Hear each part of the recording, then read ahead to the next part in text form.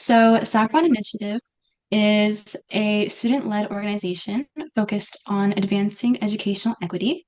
Our mission is to help make high-quality educational opportunities more accessible to all students through programs like free tutoring, educational workshops, and curriculum development, because we believe that students deserve access to the knowledge, resources, and support that they need, regardless of their background or circumstances. And so Bridge the Gap is just one way that we're trying to do that by giving students practical skills that aren't always explicitly taught in the classroom. And we're very, very grateful that you're here spending part of your Saturday with us. And we're especially excited about the speakers that we have joining us today. So our first speaker is Dr. Saundra McGuire, a nationally recognized expert in student learning and metacognition. She is Director Emerita of the Center of Academic Success and a retired professor of chemistry at Louisiana State University. And before joining LSU, she spent 11 years at Cornell University, where she received the Clark Distinguished Teaching Award. And Dr. McGuire is also the author of multiple books on learning, including Teach Students How to Learn and Teach Yourself How to Learn, which focus on helping students develop stronger metacognition, study skills, and motivation. And today, she's going to help us understand how learning actually works and introduce strategies that can help us move beyond simply rereading and memorizing information. So, we'll be talking about things like metacognition, retrieval practice, and studying more effectively. We are incredibly grateful to have her here with us today. Dr. McGuire, I'll turn it over to you. Okay, thank you so much, Karen. I appreciate that. And again, welcome to everyone who's in the session. And I'm going to share my screen and hopefully everybody can see it. Karen, just unmute your mic and jump in if you can't see it or if anything seems to be going awry. And let's see if I can move the chat box over to the side. Yes, I can. And so now, Karen, I can't see you anymore. So you'll have to unmute your mic Mhm. and jump in. So yes, so welcome to the Saffron team and all the students that we have joining us this afternoon. So yes, as Karen said, I'm going to be talking about metacognition, the key to making your brain work smarter, not harder. But I do want to add that I found that my brain needed to work smarter and harder. And so some of you may be like me, and if you combine those things, then it is absolutely fantastic. And so I really want to congratulate you on making this wise decision to attend the Bridge the Gap workshop this afternoon, because I know there's lots and lots of other things you could be doing, other places you could be, but you've chosen to spend this time with us. And so we are going to make sure that you get the skills needed so that as you are starting the school year or at the beginning of the school year, wherever you are, you will have added skills that will allow you to be very successful this year. And you know a little bit about me, and so I want to know a little bit about our attendees. And so my first question, if you could just put this in the chat box, what grade are you in right now? Just put that in the chat box because I'm told that we have students, high school students. Many of you are ninth grade. Okay, here's the ninth grader. Okay. And oh, a 12th grade, seventh grade. Okay, great. 11th, 12th, 11th. Okay, great. And 10th. Yes, well, and 12th. So this information, keep putting those grades in. I'm watching them. But rising seventh grade, oh, a fifth grader, okay, eighth grader. Yes, I'm surprised because I thought it was only going to be high school students, but this information is actually going to be useful to you, whatever grade you're in. So again, thank you so much for coming. And so I want to start the session by telling you a story. This is a true story. Well, all my stories are true. I don't make up things. But this actually happened at a dinner party in Germany back in the 1930s. And there was a Swiss aerodynamic scientist who was at this party, and he got bored with what was going on. So he started thinking about things that fly. And he started thinking about bumblebees. And so he started wondering, why should bumblebees be able to fly? They've got this huge body and relatively short wings. They don't have a long, sleek body with long wings like a wasp. And so the question was, why should they be able to fly? Because he's an aerodynamic scientist, and so he knew what the relative ratios of the body size to wingspan should be in order for airplanes to get off the ground. And so when he looked at a bumblebee and he said, this doesn't look like should be able to fly. And so he did a lot of calculations on his napkin. They kept telling him bumblebees should not be able to fly. And here's it from another perspective where you can see just how big the body is compared to the short wings. And he got the same thing over and over. But the good news is that bumblebees do not know any aerodynamic science. And so they have no idea that they are not supposed to be able to fly. And so they just keep right on flying. And so I like to tell this story to students because it's likely that you have encountered a situation, and I'm going to ask you, this is another question for the chat box. I'm going to ask your answer. If you've ever encountered a situation where you've told someone that you were going to do something, and they kind of responded like, oh, maybe they even told you, you're not going to be able to do that. You're not going to succeed. If that's ever happened to you, put a yes or no in the chat box for me, please. That you told somebody you were going to do something, and okay, I'm seeing some yeses. Okay, yep. Okay, yeah. And every time I ask this question, oh, okay, one person said, I actually don't remember. And that's good if it's never happened. But for most of us, it has. And even for those of us who it hasn't happened yet, it probably will happen at some point. That as you climb this academic ladder from fifth grade to middle school to high school to college to graduate school, you're likely to face people who will determine that you are probably not going to be successful. But those folks are just making miscalculations, and so you don't have to pay any attention to them. But I do want you to expect obstacles, and I want you to remember that stumbling blocks and stepping stones can look identical, and you get to determine what role they'll play in your life. Now, here's another yes or no question. If you have ever encountered a situation where you thought it was going to be really bad, it's the worst thing that happened to you, but then it turned out that it was good because the result of it, you didn't know it at the time, but the result of it was that something good came out of it. So give me a yes or no in the chat box if you've ever had that experience. And okay, I'm seeing some yeses. Yeah. And I'll give you a quick example. As you heard, I'm a chemistry professor at LSU, and I've been doing the learning strategies for a long time. And I can tell you about one example where there were two students on the first test in general chemistry. One of them failed. One of them got an F, the other one got a C. And the one who got the F said, oh, this is terrible. They were both pre-med. They wanted to be doctors. And the one who had the F said, okay, there's no way I'm going to get to medical school. The one who had the C said, well, this isn't bad. I mean, it's not good, but it's not terrible. At least I didn't fail. But the one who failed said, I really got to get some help. So they came to our center, the Learning Center, and we gave them strategies, some of the strategies that we're going to talk about this afternoon. And they changed what they were doing, and they made A's on every single test after that.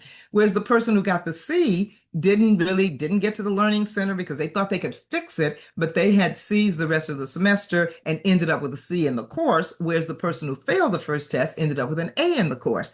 And so that's an example of where a stumbling block really can be turned into a stepping stone. And I think that the key to turning stumbling blocks into stepping stones is metacognition. And that's what we're going to be talking about, how you can use your brain to control your brain and come up with strategies that you're going to use to make your learning more efficient.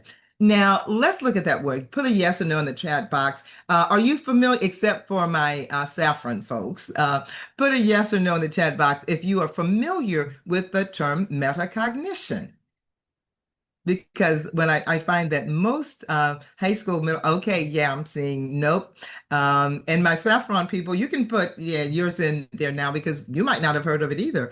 But metacognition, okay, yeah, so let's kind of dissect the word. Put in the chat box, is metacognition, do you think it's a simple word or a compound word? Just put that in the chat box for me.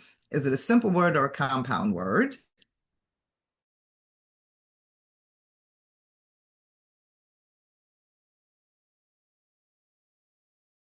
a root word in either a prefix or suffix. So put in the chat box, what's the root word of metacognition, do you think?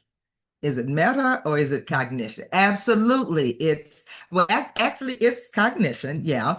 And what comes to mind when you see the word cognition? Put that in the chat box for me. What comes to mind when, okay, absolutely thinking. Now, some people say thinking, some people say the brain. Okay, there you go. Some people say, okay, brain thinking, absolutely. So we're going to take, for purposes of this discussion, the meaning as thinking. Now, oh, I love that that little figure that's in the chat box. Absolutely, of a brain. Well, meta, when you put the prefix meta onto a word, it means doing that thing about that thing. And so metacognition really is going to be thinking about your own thinking. So it's kind of like if you had a big brain, like our little pink brain, let's say the pink brain in the chat box is our brain, but let's say there's a big brain above that brain looking at and analyzing what that brain is doing. And that's what metacognition is, your ability to think about your own thinking. Like you got this big brain that's analyzing your brain. And so it's asking your brain questions like, my metacognitive brain is saying, do you really understand this information, or did you just memorize it last night because the test is today? If I have a paper to write, my metacognitive brain is saying, do you know that you need to start on this paper very early? You need to get your ideas together. You need to talk with the instructor, the teacher. You need to go over what you are planning to do so that you can get feedback. You need to get a draft written very early. Do you know that you've got to go through all these steps, or are you just planning to whip it out the night before the way you've always done? So that's what we're going to be talking about. Now, many of you, and I'm not saying that everybody has to go to college, there are all kinds of alternatives you have, but most of the students I talk with are planning to go to college. And so I always like to just throw in this question about where should you go to college? Because I find that so many students are really anxious about, am I going to get into the college of my choice? Where do I need to apply? Well, I'm going to say that where you go really is a lot less important than what you do when you're there.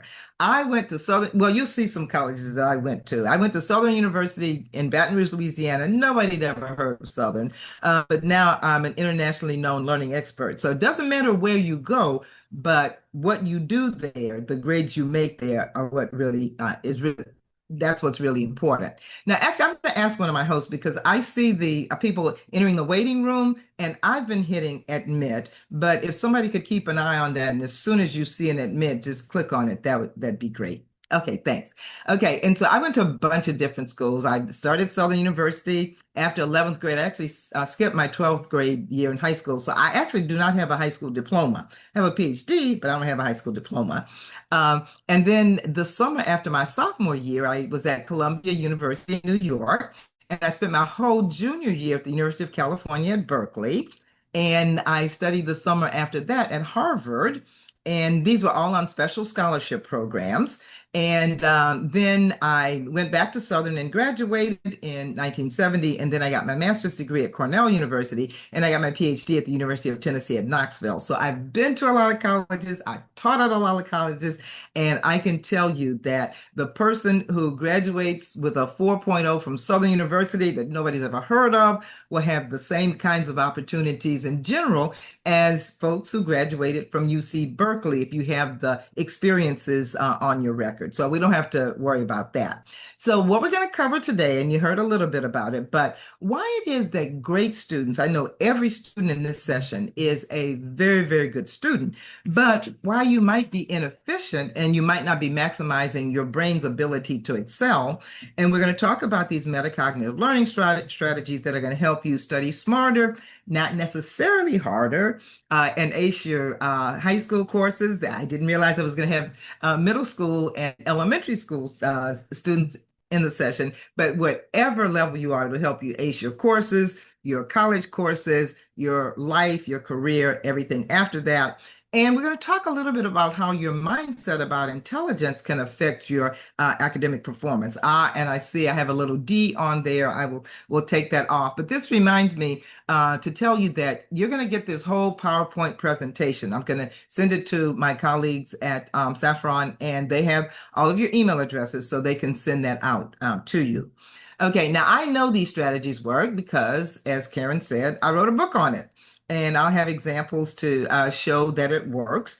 And today is the trailer, I'm going to say. And the good news is I'm going to make available to everybody in this session, all of the students, the high school, middle school, elementary school students in this session, a copy of the book. So if you can just email the folks at Saffron. I think you signed up for this session with email. Let them know that you're interested in getting the book, and then I'll make a copy of the book available to you because in our short time together today, I won't be able to talk about most of the strategies in there. I'll just hit on a few, but the other ones will be there. The strategies have won lots of awards. This is an award that I got in the Oval Office of the White House.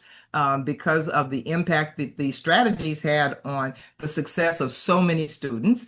And in 2022, I was named a Louisiana Legend by Louisiana Public Broadcasting.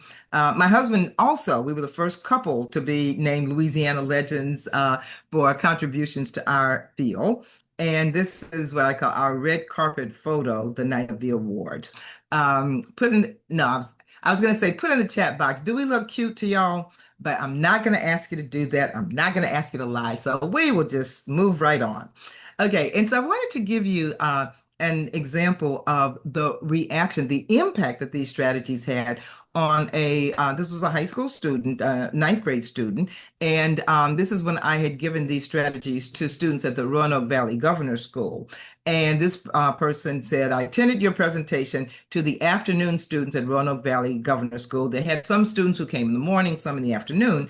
And she said the day I came, she had gotten a 79 on her physics test that morning. The test was in two parts. So she went home that night. After hearing the strategies just that afternoon, she went home that night and used them. She got a 90 on the second part. And she said, I use your strategies of teaching and of self-confidence. I went into the test thinking I would do well, and I did. And so this is kind of a preview of what the impact of the strategies are going to have. So basically what I'm saying is you can use metacognition to become an expert learner. Now, we've already talked about the meaning of metacognition, but it's a term that was coined in 1976 by a cognitive psychologist, Flavel. And it basically, as we said, is your ability to think about your own thinking, to be consciously aware that you are a problem solver. So when things come up that you don't know the answer to, you don't have to wait for somebody else to give you the answer. You can come up with ideas of how to solve them yourself. It's your ability to plan, monitor, control your mental processing so you know if you're understanding something or just memorizing. Here's another yes or no question for the chat box. Have you ever had the situation where you went into a test or a quiz and you thought that you really knew everything, you were ready to ace that test, but then when you looked at the test, it's like, uh-oh, I don't really know all this stuff. Or maybe when you got the test back, you didn't. Okay, yes. And so that happens to everyone. But if you're using metacognition, then you're going to know before you go in if you're understanding. And we'll talk about ways to ensure that you do understand. And it's your ability to accurately judge your level of learning. Whether you've just been memorizing information and the test or quiz requires that you operate at a higher level than memorizing, maybe that was the problem, and or there could be other problems. So this is what, if you're using your metacognitive brain, you'll be able to do. And so you know what you know and what you don't know. So when you go into a test or a quiz, you know that you know what you know and what you don't know. But hopefully you'll have taken steps to know what you don't know and learn it before the test.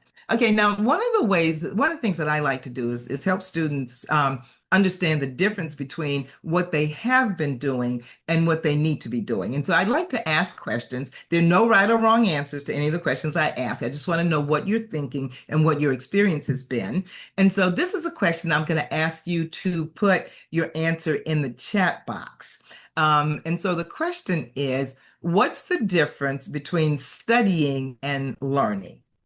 And in the interest of time, after I get about 3 responses in the chat box, I will acknowledge those and I'll tell you what I asked. I've asked this question now to, probably over 50,000 students, because to date I've spoken in 48 states to folks in 14 countries on 6 continents. So let me see. I'm trying to go back up. Oh, studying is forced and learning is optional. Okay, I have seen that answer. Okay. Let's see. I'm trying to get the chat box to go down. Okay. Okay, study is temporary and learning is for long term. Okay. And I will see if I can get one more answer. I'll give you about 5 seconds to put one more answer in. But you have hit on, okay, learning is just here the thing you're learning. Okay, so let me go back up. Okay, studying is when you review what you've learned, making sure it sinks in, and learning is when you just hear the thing that you're learning. Okay, great. Thank you for those answers. Now, I can tell you that the most common answers I get are the ones that you have mentioned. What sometimes students say, studying is just memorizing information for a test or a quiz, but learning is when I understand that information, I can apply it, I can relate it to what I already know. They'll say studying is short term. If I memorize information for a test or a quiz and they give me the same, I might make an A on the test, but if they give me that same test, 2 weeks later, it's like, oops, I don't remember that information. Sometimes they'll say studying is tedious, learning is fun. And sometimes they will say that studying is when I go over what I've already learned. And so all of those answers, as I said, no right or wrong answers. But I want to address the one about, studying being going over what you've already learned, because I realized now I need to add another category. So now I say there's studying, there's learning, and there's learning about something.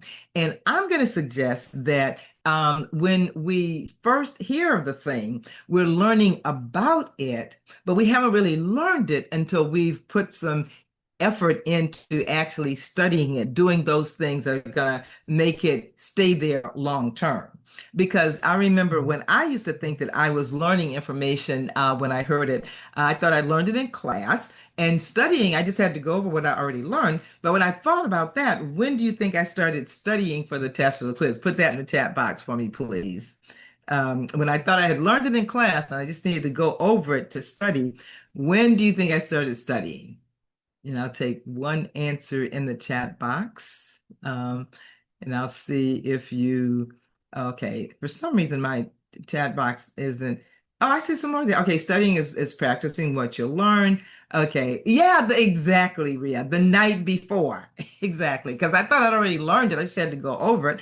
So the night before. But now I know that I had learned about it, but in order to learn it, I needed to start studying before the night before because I hadn't really learned it well enough to do extremely well on the test. And so if we take the difference as studying is just memorizing information for a test or a quiz, but learning is when you thoroughly understand that information, you can apply it to what you already know. You could teach it to somebody. If we consider that as the difference, then put in the chat box for me either study, well, you can either put just a 1 or a 2. Up to this point, would you say you have been studying to make A's on tests, or have you been preparing to teach the information to your classmates, let's say, or a group of people? So have you been doing 1 or 2? And I'm gonna have to scroll down. Oh, I got yeah. Oh, okay, both. Oh, okay, mostly 1. Okay. And yeah, a lot of people said both. Okay, a few days before. Okay, yeah, the night. Okay. Oh, yeah, this chat box is being crazy. Okay, mostly 1. Yeah. Okay. And so I know I was mostly 1. And so I want you to, from this point forward, know that you need to be in learn mode, where you are actually able to understand everything. And that's really, really important. Okay. And so the next question I want to ask you is this. And I'm going to give you 2 scenarios and ask if you would work harder for one than the other.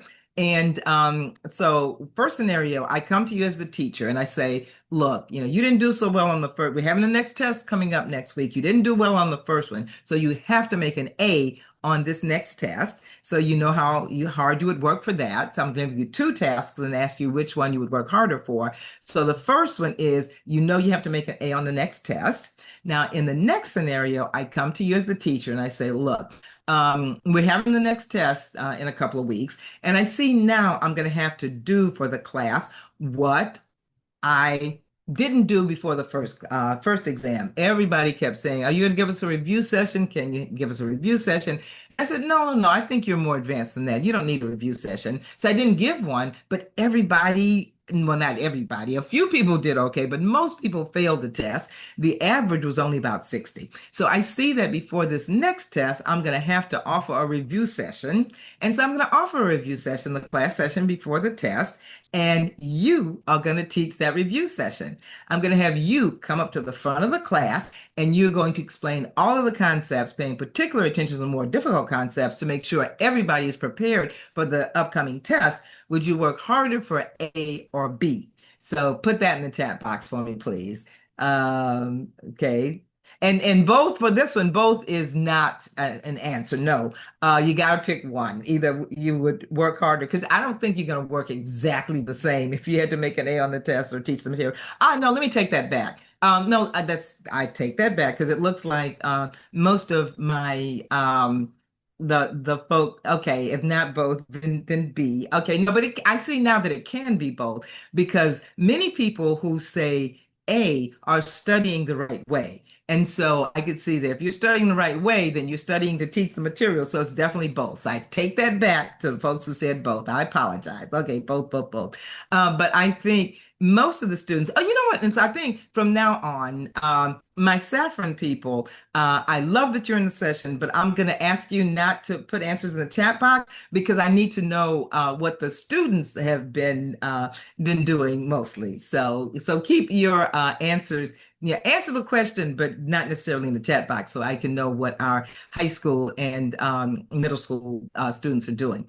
Okay, so it's great if you're doing both. Most people only work to make an A on the test, but from now on, I want everybody to work as if you've got to teach the material to the class. And okay, and so, oh yeah, I guess I had okay, I make an A on the teach material. And so from now on to the stay and learn mode, not in study mode, and work as if you have to teach the material. And I like to give students examples of other people who use this. And there was a student at LSU when I talked about this strategy, and he came up after and he said, I really like this strategy of about trying to teach it. And so that's what I'm going to do. He had a beta fish, and so he wasn't doing well in biology or chemistry. And so he said he was going to start teaching the material to his beta fish. And about a month after he was in the session, his bio exam grades had gone from 66 to 98. His chem had gone from 62 to 83, and he ended up with a B in both courses. And many, many students have told me, high school students, and I haven't worked with very many middle school students, but the ones I have said that pretending that you're teaching the information is a great way to make sure that you understand it. And when you pretend that you're teaching the information, Karen talked about retrieval practice. And that's what that is. If you are trying to teach it, then you're retrieving the information to be able to explain it. And we know that that's a very effective learning tool. And one of the other things I want to share with you is a metacognitive reading strategy. Put in the chat box for me, yes or no. When you have reading assignments, sometimes you find that you start to do the reading, you get a little ways in, and then your mind starts to wander. If that's ever happened to you, okay. So I'm seeing some yes. Okay, yep.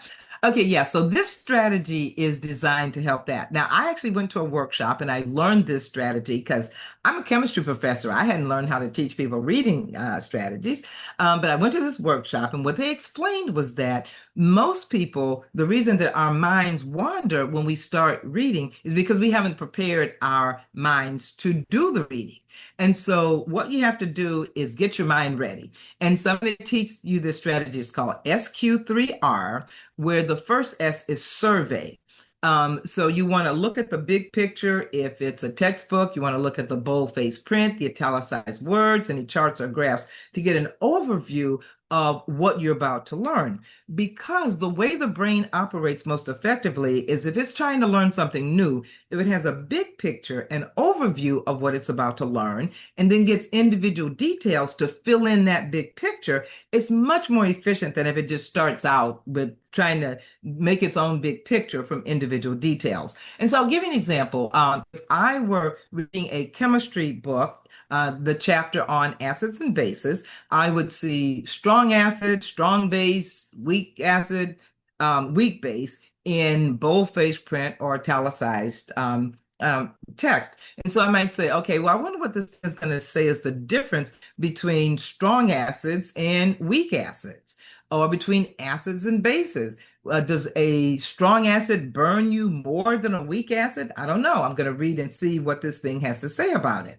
And then the next step is to, just came up with those questions. And then the next step is to read, but just read one paragraph at a time where you try to stop and put that information in your own words before you move on. So you're building your understanding of the reading as you go along, because you're going to recite it, kind of summarize in your own words what was in that paragraph. And then the last hour is review. Then you're going to, after you get to the end of a section, then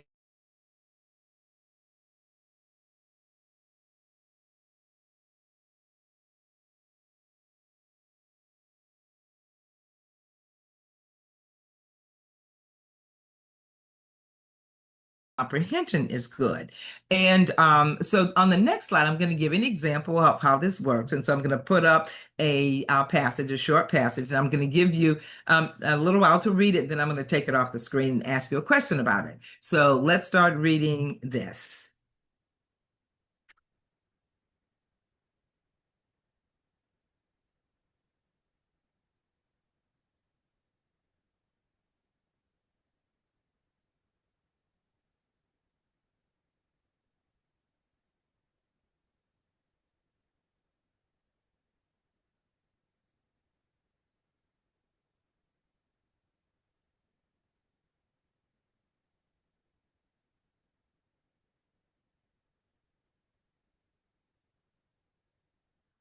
Okay, you probably haven't finished the whole thing, but I think you've read enough. And my Saffron people, you can participate in the chat on this question.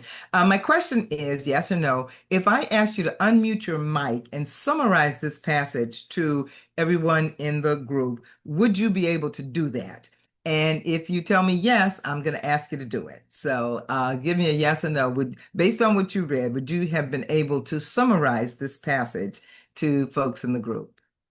And okay, so I'm okay, nope, and I would not have been either. Okay, and so let's ask this. If you had known before you started that it was about flying a kite, I want you to read it again and tell me if it makes more sense to you now than it did before. You can put a yes or no in the chat box. If now that you know what it's about, does it make more sense to you? Okay, I'm seeing, yeah. Okay. Oh, and somebody said little better, but mostly no. And sometimes people say no, because if you don't have a lot of experience with flying a kite, then you might not. But most of us have experience flying a kite. And so now we know what these sentences mean. You might have to try several times. Even young children can enjoy it. Birds seldom get too close.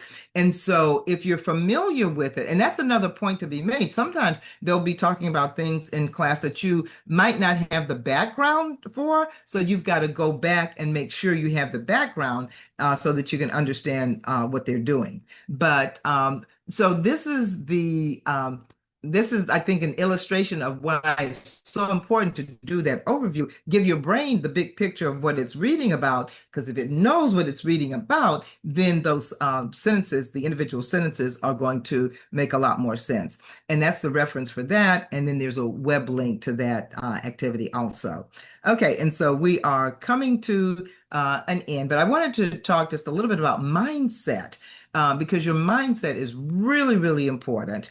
And this is the work of Carol Dweck, a cognitive psychologist out of Stanford. And she found that most people have one of two views about intelligence. They think that your intelligence is either fixed, you are as smart as you're going to be. Really, you're born smart or you're born not smart. So intelligence is static. You have a certain amount of it. It's not going to change very much. But the other idea is that you can grow your intelligence with your actions, the growth mindset. You can develop your intelligence. And we know from studies in things like brain plasticity, neurogenesis, that the growth mindset is really much closer to the truth. And the reason that's so important is because your reactions to a lot of things are based on your mindset. People with a fixed mindset tend to avoid challenges. They give up really easily when they get to an obstacle. They see effort as fruitless or worse. Well, am I going to work on this when I'm not smart enough to learn it? They ignore useful criticism and they are threatened when they see other people succeed. But people with a growth mindset embrace challenges. They persist even when they are faced with obstacles. They put forth more effort because they know that effort is the path to mastery. They learn from constructive criticism. And when they see others succeed, they're inspired by that. And as a result, these people don't grow at all, but the people with a growth mindset do. Now, I went the wrong way. Okay, so put a one or two in the chat box for me. Do you think, and my Saffron people, you're back in the chat box. Which mindset about intelligence do you think most students have? Fixed or growth? You can put a one or two in the chat box for me. Okay, I'm seeing one.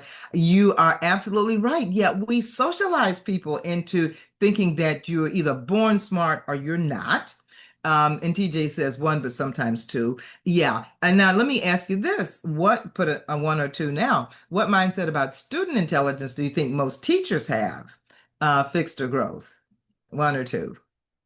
Okay, that's very interesting. And you okay, I see mostly twos and some ones. And there are a lot of teachers who have a fixed mind, I mean growth mindset, but there are some who have a fixed mindset. And there's a study that links your teacher's attitudes on intelligence to student success, especially in science courses, with a large impact on minoritized students.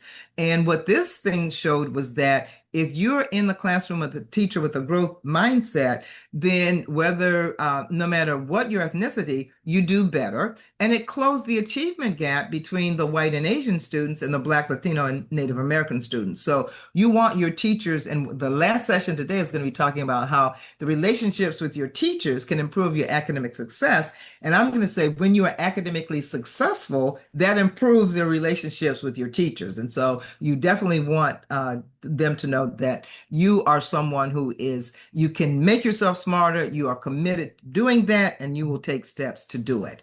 And this is just something I interviewed a student at Princeton who was not doing well when she got to college because she thought it was because she was from a public high school. But she went from getting C's her freshman year and thinking she shouldn't even be at Princeton and majoring in neuroscience and getting all A's while she took all neuroscience courses her senior year. She said, if it wasn't for the growth mindset, I wouldn't be here. I now know that just because you're from a public high school doesn't mean you can't thrive at Princeton. And so I don't want you to let anybody tell you that you're not going to be able to thrive in your environment because you can use the strategies that will allow you to perform as well as anybody else. Bloom's taxonomy, just kind of a hierarchy of what the levels are. So many of us are stuck at memorization, but then being able to understand, explain ideas in your own words is above that. Then when you can apply the concepts to problems you've never seen, questions you've never seen, and analyze, you can take any concept, break it into simpler concepts, evaluate, you can take any two ideas, any two theories, and determine whether one is more likely to be correct than another. And then at the top is create, where now you can come up with your own ideas. And that's really, really important for any projects that you're going to be doing, that you be able to come up with your own ideas. And so I'm almost finished. I know my Saffron folks are probably getting a little nervous because I'm going a little bit, but I'm going to be finished in 3 minutes, I promise. So this study cycle is really, really important. Most of the students who have done well have used this thing. And it's just a five-step process where whenever you can, try to preview the material that's going to be covered in class before you go to class. So you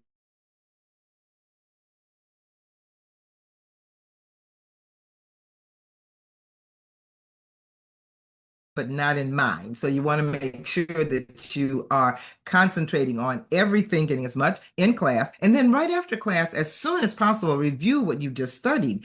Yes or no question for the chat box. Have you ever seen a movie, any movie, more than one time? Because okay, yes, and I know I have. Now, have you noticed that the second time you see it, you see things that you didn't even know were there before? That happens with me. And so when you review it, your brain is going to see things that it didn't see before. And it only takes about 10 minutes to do these steps if you're efficient. So you got to do more than that. And we talk about how to focus your study sessions. Take a minute or two to plan what you're going to do. Then for the next 20, 30, 40, 50 minutes, use the effective study strategies we've talked about. Then take a break and then come back and review what you've just studied and decide if you want to do another one or if you want to take a longer break. And then the last step is to check to see if you have mastered the information enough to see if you can teach it. So if you, as I said, you're going to get this PowerPoint presentation. So print out this page and put it on your wall as a reminder. So basically, to turn yourself into an efficient expert learner, you can do those think aloud exercises. Ask yourself, why is this true? If you, in let's say chemistry, and they say, well, the sizes of the atoms decrease going from left to right, but increase going from top to bottom, then it's like, well, why is that true? Because the more why and what if questions you ask yourself, the deeper you're learning. Always try to test your understanding by writing about concepts or practicing retrieval by teaching. Move your activities higher on Bloom's taxonomy and maintain that growth mindset. And so, as I said at the beginning, for even more metacognitive strategies, they're in the book that everybody will get if you let our colleagues at Saphron know. And then finally, I want to end with this is an email I got from a 10th grader who'd read the book, and he said the chapters covering metacognition and effective metacognitive learning strategy were the primary sections of the book that made him realize that his studying methods were flawed because they focused too much on memorization. And so you'll be able to read the rest of this when you see it. But he said he'd recommend the book to not just a friend who could be in a similar position to me, but someone who is discouraged by their deteriorating performance in school and has no idea how to fix it. And that was his situation. And now he is in college and he is in a program. He always wanted to be a doctor. And he was at a college where you can get into a medical school after your third year if you do very well. And now he's in medical school. And yeah, so in the last minute, I'm just going to tell you, go back to the bumblebee story and tell you why bumblebees can fly. Okay, remember that this aerodynamic scientist was doing these calculations in the 1930s when aerodynamic science was in its infancy. And it's true that if airplane wings, which he was familiar with, and bumblebee wings were similar, then his calculations saying bumblebees should not be able to fly would be accurate, but they're not at all. This is a bumblebee again. Airplane wings are smooth and flat and they don't move, but bumblebee wings have lots of bumps and zigs and zags, and they are constantly flapping. And it's this constant flapping that creates these airfoils that create enough lift for bumblebees to stay aloft. So the moral of this story is if anybody tells you this, whenever you see a bumblebee, let it remind you that if anybody tells you that you're not going to be able to do something you set your mind to, tell them, check your assumptions. I am a student with the Saphron Initiative. I have metacognitive learning strategies and I can succeed at anything I decide I want to succeed at. And after you've told them that, drop the mic, walk away, and leave them in your metacognitive dust. So thank you very much. I will stop the share and turn it back over to Karen. And yeah, we can move Thank you on with the so program. much. That was a wonderful presentation, Dr. McGuire. I definitely think that one of the most important takeaways from that session is definitely that studying isn't simply about spending more time with your notes, but about what you're actually asking your brain to do. And that can be done through all of the techniques that you've shown us. So now we're going to take one of those ideas and put into practice skills spotlight.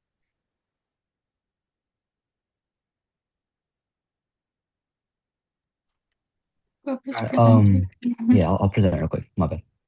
So my name is Gautam. I'm one of the members on the Saffron Initiative Task Force, and I'm going to be talking about just what she said, but through a sort of an interactive activity. So one sec, let me get this presented.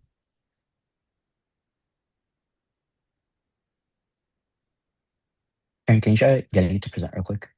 My like settings aren't working real quick.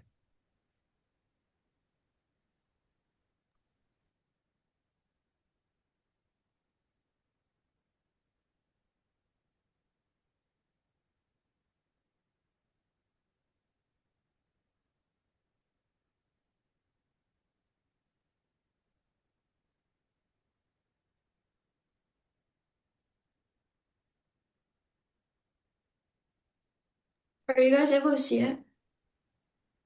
Yeah. Yes. Okay. Hi, my name is Riddy. I'm also one of the members who's going to be speaking about the spotlight today. So here we have which student's going to remember more. Here we have student A on the left side. They're reading their notes for 2 hours the day before the test. They're highlighting every single word on their notebook, and they're just completely flipping through that textbook, just keep on rereading it over and over.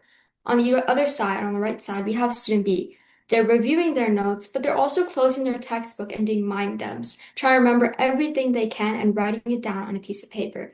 They're checking for mistakes, and they're always reviewing before. So now our question for you is, which student's gonna ace this test, student A or student B? You can put that in the chat.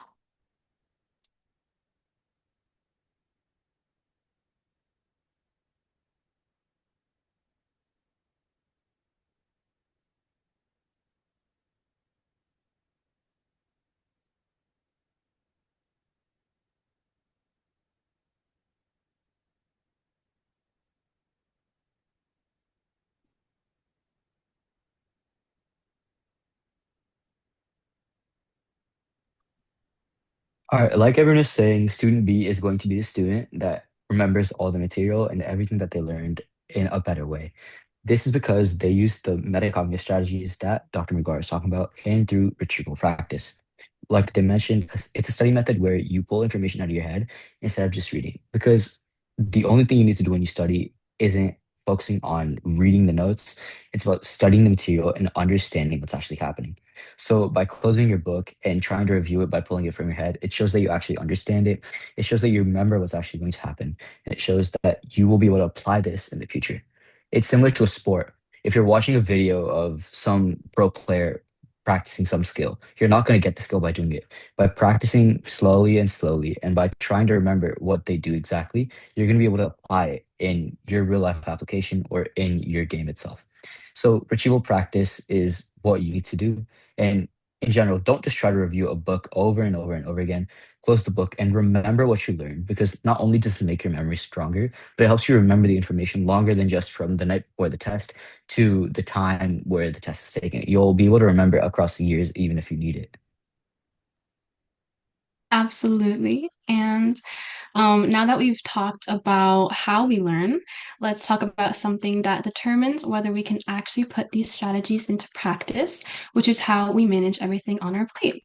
So, our second speaker is Dr. Peg Dawson, a psychologist and nationally and internationally recognized expert in executive skills and student success. She has spent decades working with children and adolescents who struggle with executive functioning and was the former president of the National Association of School Psychologists and has received the organization's Lifetime Achievement Award for her contributions to the field. She's also the co-author of the best-selling Smart but Scattered series, including Smart but Scattered Teens, as well as several other books and resources on executive skills, organization, time management, and academic success. So today, Dr. Dawson is going to help us understand what executive functioning actually is, how these skills develop, and why they have such a huge impact on the way we approach school and everyday responsibilities. So, Dr. Dawson, thank you so much for joining us, and I'll turn it over to you. Okay, thank you very much. And remind me how much time I have. You can take around 25 minutes or as Okay. long as you need. Okay. Well, we'll try to get through what I have to say in that time. And I'm delighted to be here. I was able to listen to part of the previous speaker, and she touched on some really good information, which when you hear my presentation, you may be able to link what she said to the kinds of things I'm going to talk about. Uh, let me get my PowerPoint up here. Whoops, that's not the right one. Here we go. Um, so yeah, so my presentation is basically called the Human Brain Teen Version. So I'm going to tell you a lot about what's going on, well, in the brain, especially during adolescence, which results in people in this age group being able to learn more effectively, more efficiently, and more broadly. So let me just go through what we've got here. So basically, I'm going to specifically talk about one set of skills, which are called executive skills or executive function skills, but I want to fit it into a slightly bigger picture so we see what's going on in the brain in general. Um, so at birth, the human brain weighs 13 ounces, which is pretty not very heavy. By the late teens, it will weigh just under 3 pounds. In the first 6 years of your life, your brain creates neural connections we call them synapses. If you've taken any classes on the brain, you've probably heard that term. At the rate of about 1 million new synapses per second. Uh, that's great for learning new skills like walking and talking, but too many neural circuits can get in the way too. And so this leads to a process called pruning. So there are 3 slides. These images were available on the a website that Harvard University runs called the Center on the Developing Child. So in the left-hand image there, that's what neural connections look like at birth. There are very few, I mean, we're born with millions of nerve cells in our head, but they're not connected at birth. And so what connects them is learning and experience. So you can see on the left-hand side, very few neural connections, and then they start exploding at about 1 million per second. And so you can see by age 6, we have lots and lots of neural connections. But because the number of neural circuits has become unmanageable by the early teen years, the brain starts a weeding process, eliminating the neural connections if they're not using. We call this pruning. And it's a really good name for it because if you understand anything about how farmers prune apple trees, for instance, they cut off excess branches, and that means is the branches that remain produce many more abundant and healthier fruit. So the same is going on with us pruning neural connections. So think about this: how are you spending your time, and what are you not doing? Okay, these are the skills you risk losing. Okay, so what are your pruning targets? If you're spending a lot of time playing video games, texting on social media, zoning out in front of the television, doing smartphone games, surfing the net, watching YouTube videos, you know those neural connections are going to be maintained. Are you reading? Are you thinking about what you've read? Are you learning a foreign language? Are you learning how to code or create a website? Are you playing a musical instrument or playing sports for that matter? If you're engaged in those things, then those neural connections are getting strengthened. And as you can see, a lot of the targets there on the right-hand side have a lot to do with being successful students. So thanks to pruning, the teen years are actually a great time to learn new skills. Why? Because when you weed out the neural connections you're not using, the ones that remain work way better. How? Well, they transmit larger quantities of information. They transmit it more rapidly, and they connect with more distant regions of the brain more efficiently. So your brain will never be more plastic, that is capable of change, than it is right now. So this is an image from a book published by the University of Cambridge where it says, Areas with many attachments to other parts of the brain develop fast in teenagers. And in fact, that advanced thinking, which the previous presenter talked about in terms of metacognition really depends on this. So I think of metacognition sometimes as the ability to make connections. So if we're making more better connections and connecting in more distant regions of the brain, this is when our metacognitive skills really have time to flourish. This is another image from the Center on the Developing Child, and this shows this answers questions about how easily does the brain change based on age. Okay, so you can see the title at the top. The ability to change brains and behaviors decreases over time. These two red lines are measuring two different ways that the brain changes.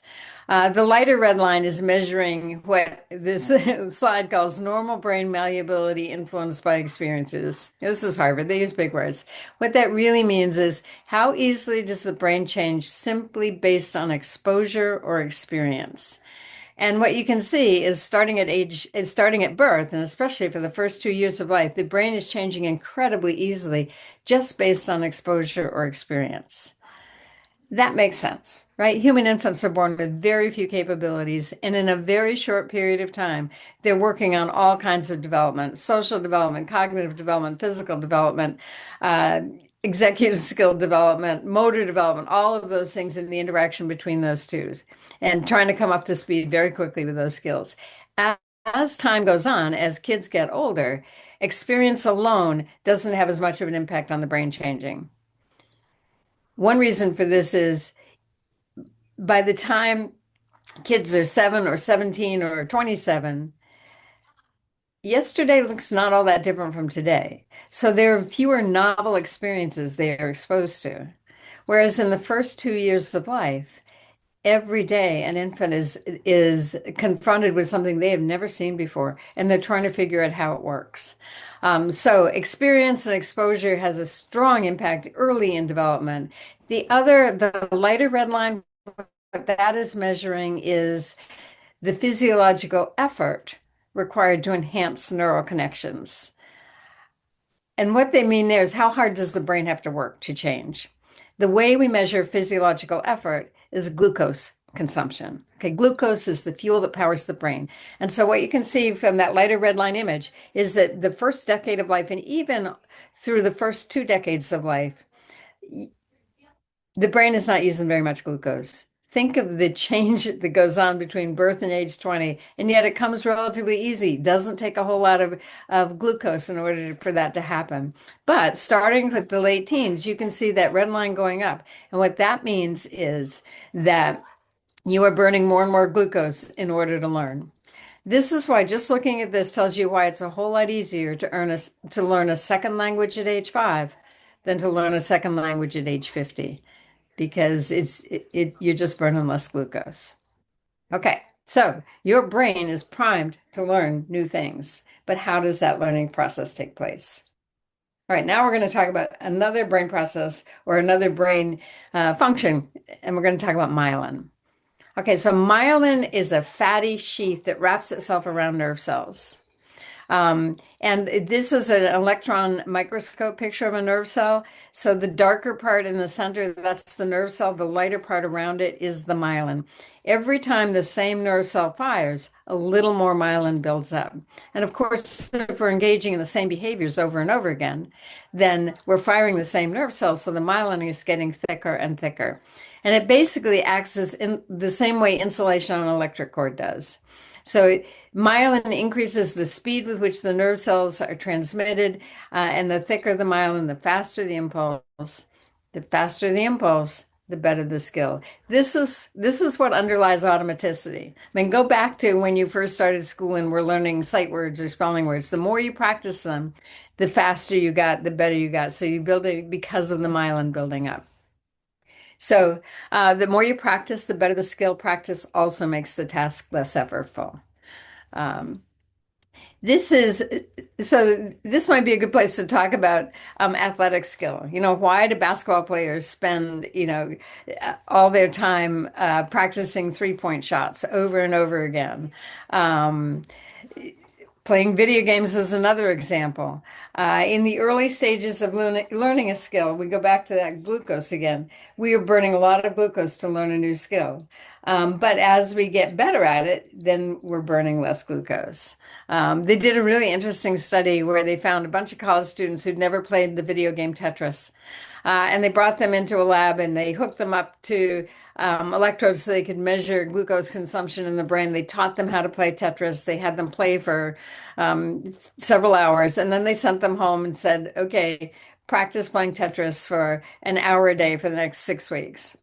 And then they brought them back into the lab again, wired them up, and looked to see, first of all, how good were they at playing Tetris? And second of all, how much glucose were they burning? And of course, they found that after practicing an hour a day for 6 weeks, they were way better at playing Tetris and they were burning less glucose. So keep that in mind when we're thinking about how we're spending our time and the benefits of practice. So this brings us to executive skills. So this is sort of my area of expertise, and this is what I want to spend the next 15 minutes or so talking about. Executive skills are located in the frontal lobes of the brain, which is the part of the brain right behind the forehead. This is a very crude image of all the various functions that occur in the brain. So you can see executive skills in the front. Oops, I'm sorry. So what are executive skills? They're a cluster of disparate skills, and you'll see because I'm going to go through them very quickly, one at a time. But what they have in common is that they're skills we use to execute tasks. I taught a class once with a second grade teacher who was trying to figure out by the end of my class on executive skills how she could explain executive skills to second graders. And what she came up with was the skills you need to get things done. Which I think is probably a pretty good explanation. Think about applying that to how you spend your time. So these are the executive skills we talk about in our model. There are other models of executive functioning out there, but these are the ones we use. So we've got 11 different skills, which I will go through in short order. But before I do that, let me tell you a little about what we know about the frontal lobes. They're the last part of the brain to develop in utero. So before birth. And in fact, they take a minimum of 25 years to reach full maturation. Okay, so I'm gonna show you this using this is what an MRI scan of the brain looks like. These were images taken by a neuroscientist at UCLA quite a few years ago now. He brought the same kids in year after year. He started at age 4, he went to age 21. Once a year, he took an MRI scan of the brain, and then he created this composite. So I'm going to show you how the brain changes. Now, the key to understanding this is, of course, the color, right? So an immature brain is red and orange. A mature brain is blue and purple. And actually, what's fun about this is the color of the brain depends on what's reflected in the different colors is density of myelination. So the better developed, the darker the image. So blue and purple, a lot of repetition, a lot of myelin, whereas red and orange, not much experience at that point. So the other key to understanding this is this is a top-down image of the brain. Where are the frontal lobes? They're in the top. So the top third of that brain are frontal lobes. And since we know that red and orange are the most immature parts of the brain, we can tell that at age 4, the frontal lobes are the least mature part of the brain. So I'm going to bring you pretty quickly to age 21, and I want you to see how late in the process the frontal lobes turn blue. They don't turn purple because he stopped at age 21 and it takes at least 25 years. But at least you get to see how the frontal lobes turn blue. One other fun thing to watch for is the brain matures from back to front. Okay, so the back part of the brain is the most primitive part of the brain. The front of the brain is the most advanced part. We sometimes call it the prefrontal cortex. So as you watch those images change, you're going to see the blue start at the bottom of that image and travel up. Okay, so watch this.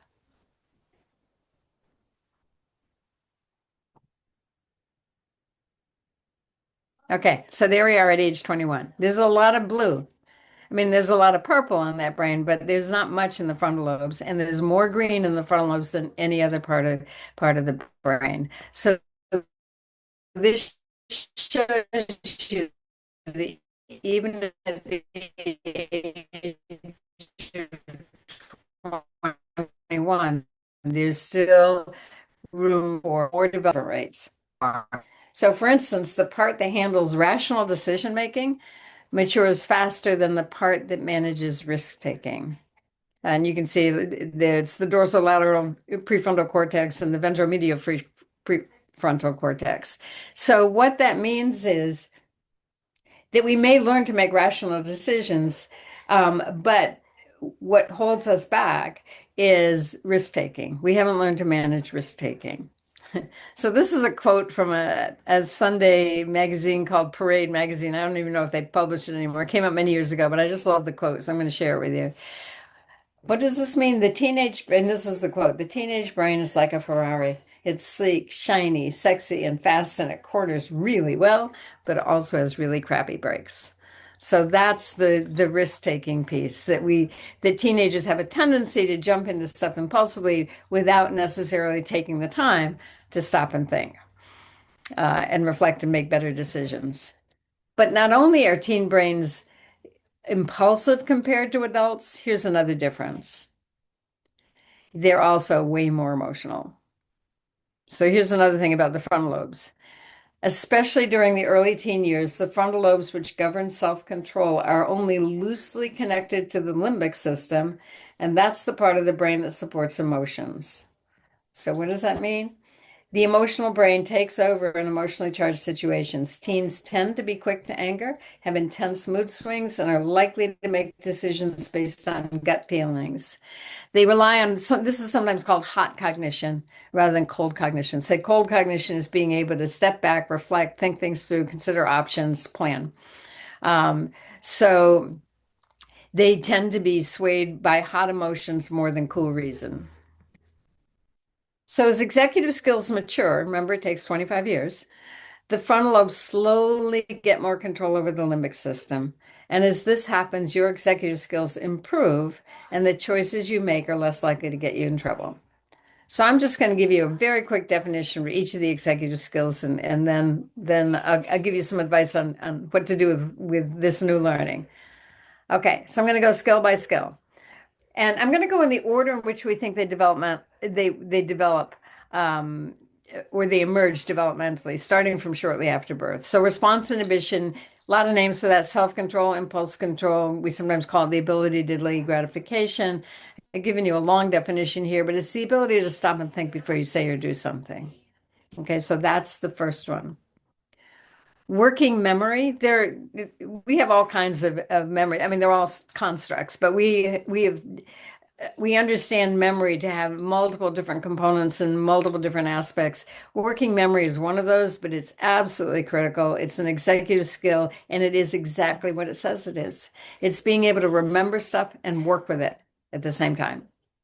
So if someone gives you a multi-step math problem and asks you to solve it in your head, then you have to hold on to all the information in that math problem, and you have to solve it step by step, and you have to remember where you are in solving the problem. You have to remember the numbers you're given to solve the problem with. You have to retrieve from long-term memory whatever math procedures you need to use to solve that problem. Okay, so that's working memory in action. All right, emotional control is being able to manage your feelings so they don't get in the way of getting work done or meeting goals. For some people, this is a huge problem. And again, it can be more pronounced with adolescents because of that whole limbic system thing we talked about earlier. Flexibility is the ability to adapt to unexpected events, come up with more than one solution to a problem. It's the ability to think divergently. If you're familiar with if you've done any reading or thinking about creative thinking, people who are really creative are generally very flexible. I've done a lot of work with a wide variety of teachers, and I've had a lot of gifted teachers tell me that actually a lot of gifted kids have trouble with flexibility. And I think that's in part because, and my guess is I've got some gifted kids in this audience. You know, kids who are gifted take in large quantities of very complicated information, hold on to it, understand it, and they do it very quickly. But what happens if they confront something that process doesn't work the same way? Now they're stuck. They may not have other ways of getting at or understanding the information. And so they're sort of stuck in this sort of linear thinking. Sustained attention. So this is staying on task, getting things done in the time you've given yourself to do them, even if you are tired, bored, or have more appealing distractions. So I will sometimes have parents say to me, because when I had my clinical career, I was evaluating a lot of kids referred for attention disorders, and they would say to me, "Yeah, my kid can't have ADD. He can play video games for hours." Well, when people are playing video games, they're usually not tired, bored, or have more appealing distractions around them. So, what I tell them is that kids with ADHD, it's not that they can't pay attention, it's that they have trouble making themselves pay attention. Okay, task initiation. This is being able to start tasks promptly. This is a really tough skill. We've developed surveys. We have one for kids and one for adults where they have the opportunity to assess their own executive skills. And every once in a while, I'll collect those surveys from groups of adults and figure out what's the stronger, what on average, what are the stronger and weaker skills. Every single time I've done this, on average, task initiation is the weakest skill for a group of professional adults, because those are the audiences I work with. Okay, so let's go on to the next executive skill, which is planning and prioritizing. Okay, you can use different metaphors for this, a roadmap, a GPS. When you have a good plan, you know all the turns you have to make and how to get past the roadblocks along the way. You can also focus on what's important and let the little things go. That's the prioritizing piece. Those two go sort of hand in hand. Organization, having a system for keeping track of information or materials, especially the things you need every day. Phone, keys, homework, sports gear, putting everything in a place so you know when you look for it, it's there. Time management. So time management allows you to manage, here are the competing issues here, the tug of war between what you want to do, what you need to do, and what others ask you to do. And a key piece of time management is the ability to estimate how long it takes you to do something, which some people do better than others. The good news is if you practice this skill, you can get better at it. Just time estimation alone. And if you're better at estimating time, then you're better at managing time. Goal-directed persistence. So this is sort of a giant version of sustained attention with some response inhibition involved in there as well. It's making a goal, being determined that you're going to get there, and keeping the goal in mind as you make decisions about how you're going to spend your time. In general, good goal-directed persistence really involves all the other executive skills as well. And then finally, metacognition. So this is your brain's life lesson machine. Okay, so it allows you to reflect on past actions and behaviors and make informed decisions about how you will act in the future. So a simple formula for this is, what did I do? Plus, why did I do it? And what will I do the next time? Okay, here's something else we understand about executive skills.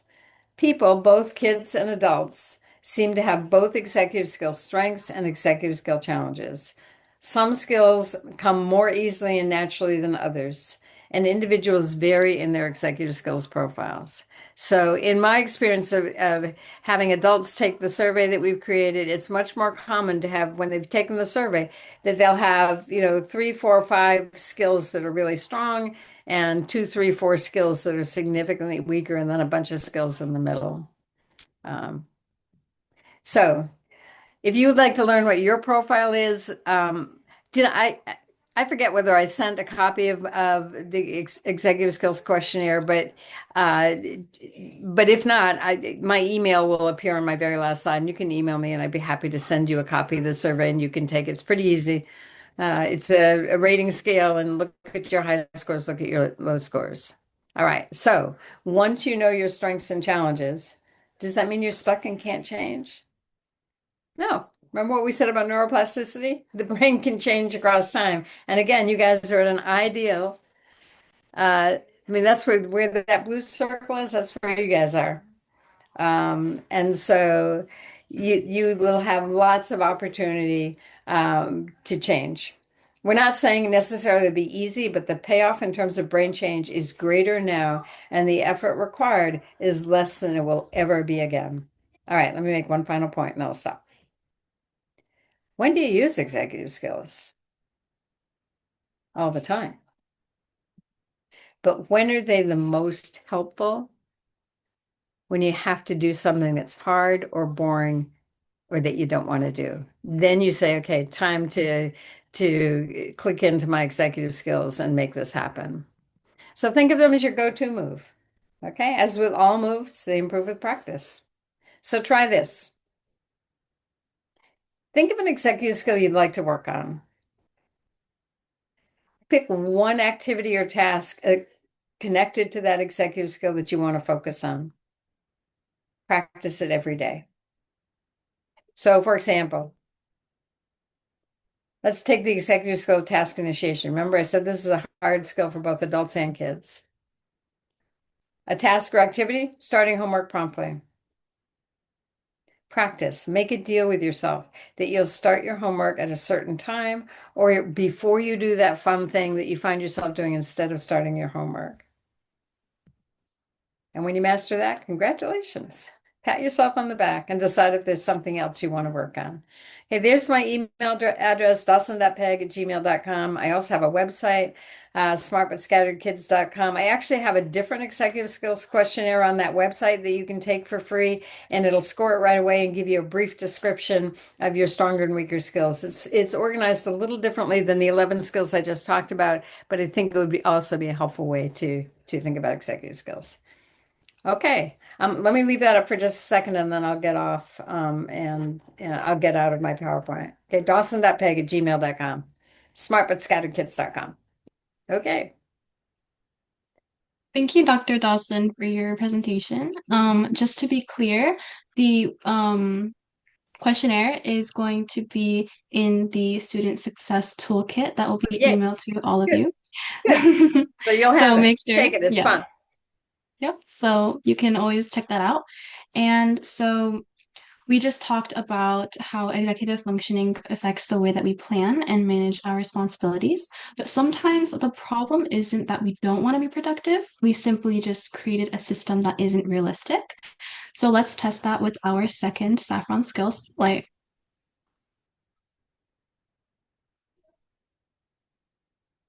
All right, can you guys see my screen real quick? Yeah. So let's get started talking about what Miss Dawson mentioned in her presentation. So like Karen mentioned and Miss Dawson, those executive functions that you need are often what hold you back sometimes. Because like they mentioned, it's not that you don't want to be productive, it's the fact that you don't know where to start or you make it harder for yourself. So let's take a look at an example schedule that a student runs. So on Monday, this student at 4 o'clock, they're running a club meeting. And at 5 o'clock, they're doing their homework. At 6 o'clock, they're studying for a math test. At 7 o'clock, they're studying for a biology test that's next week. And at 8 o'clock, they're finishing an English essay with no gaps, no nothing in between. So does anyone have any idea as to why this is a bad schedule and why it wouldn't help with executive functioning?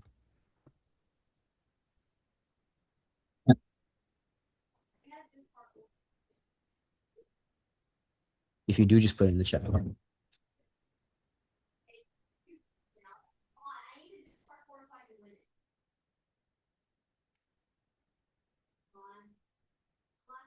No ideas? I guess I'll just continue. Well, the biggest reason is because there's no gaps within this thing. Look at the schedule. From 4 to 5, basically from 4 to 8, you're working continuously and even past it because you have to finish your English essay after 8. So when you look at the schedule, you see that you have no breaks, no transition time, and realistically, it's going to be very hard for you to be able to manage all of this work when you don't have that sort of flexibility and that ability for your mind to rest and for, I guess, your mental capacity to rest as a whole. So what would be a fixed presentation and a fixed schedule? Let's try this. How about from 4 to 4:30, you have your club meeting, and then you take a rest immediately after. Then you start on your homework, and then you take a 15-minute break so that you can relax before you actually start studying, or you can actually get some time in. By relaxing your mind in between, you're allowing it time so that you can relax and you can help your brain grow and you can help it retain the information that you're working on. And it also allows you to be a lot more productive because as Karen mentioned, it's not that you don't want to do the work, it's that you're setting your schedule up in a way that's going to hurt your entire system. So after 6:15, from 6:15 to 7, let's say you study for math, and then you eat dinner and you do a little activity right after, something that's fun and something that you enjoy. Once you do that, if you go and study for biology and then you finish any extra work after that, look at the schedule now. You have a lot more breaks and you have a lot more gaps. And even if you do all of this, the time that you spent doing everything is just about the same time that it took earlier in the first schedule. So the best way for you to study and the best way for you to be able to get any of your work done is not by stacking everything up, but by giving yourself rest times and by giving yourself time to recall and to relax.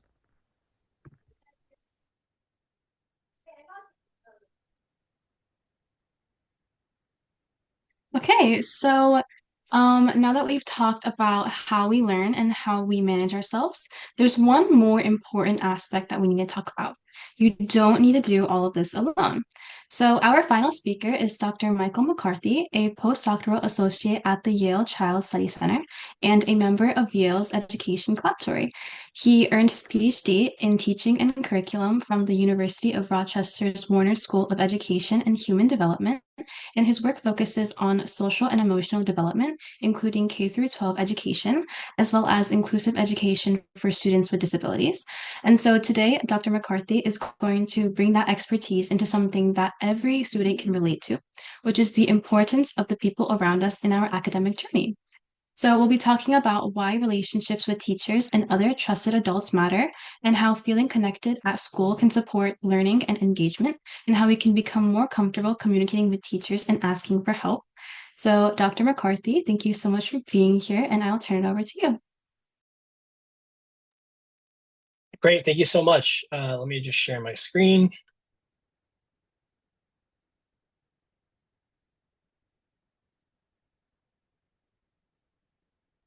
Okay, can everybody see the presentation? Yes? Yeah, we can. Great, awesome. Okay, so as Karen mentioned, today I'm just going to briefly talk about the skill that schools forget to teach you.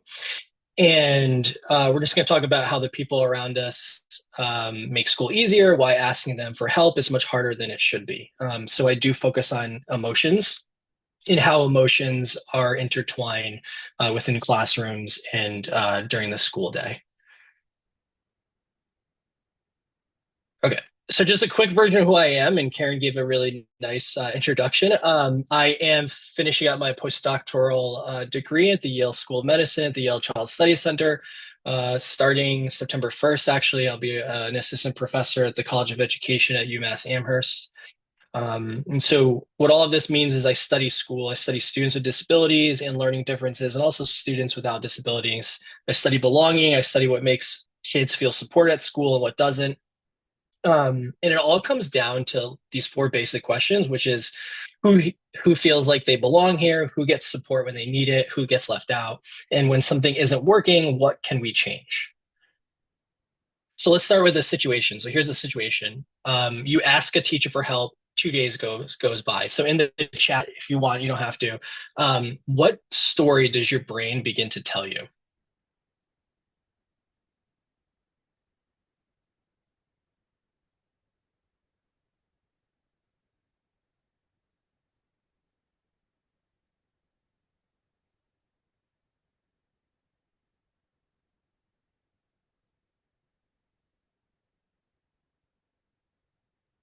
So it might be that, okay, they're busy, they don't care, I'm annoying, I should stop asking.